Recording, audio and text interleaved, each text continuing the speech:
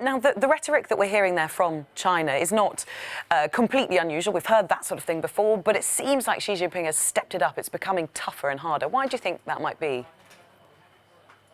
Well, he's stepping it up for several reasons.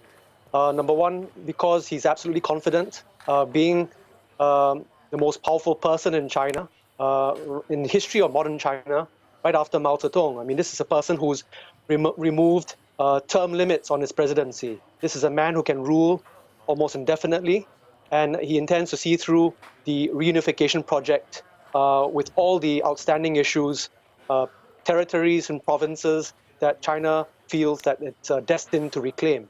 And Taiwan comes under that. This is not a new message, you're absolutely right. It's something that the Chinese government has banged on about for about 40 years. But I think the context in which this is occurring has changed. China is economically more powerful than before. The military balance between China and Taiwan has tilted towards China's favor. And I think this is a very tumultuous time for the ruling government, having lost some critical seats in the recent local elections in November. Well, meanwhile, let's talk about Taiwan and what it wants. I mean, China's been sending military aircraft and ships sort of around the island of Taiwan to sort of undertake drills for some time now.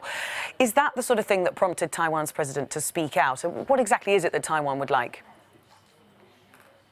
Well, that could be one of the triggers. I mean, whenever there's saber rattling, clearly one side or the other or both will respond in kind, and either through strong rhetoric or through military exercises of their own. But right now, Taiwan is still coming to terms with a deteriorating military. With the help of American finance and American equipment, I think the Taiwanese should be able to beef up some of its defenses. But a lot of that posturing has been lost along the way because, mind you, the Democratic Progressive Party, which came into power under Tsai Ing-wen in 2016, prior to that, we had a pro-China Taiwanese government under the KMT, or the Nationalist Party.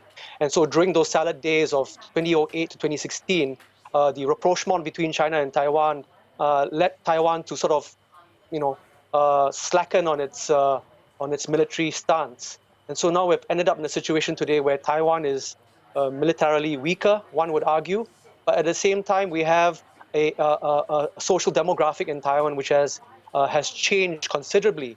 The Taiwanese youth of today feel quite strongly about Taiwan's self-identity and independence. And so Tsai Ing-wen's series of speeches, the one on New Year's Day itself, and the one today in response to Xi Jinping's statement, is really in resonance with the pulse of Taiwanese society, how they feel that they need to assert some degree of autonomy.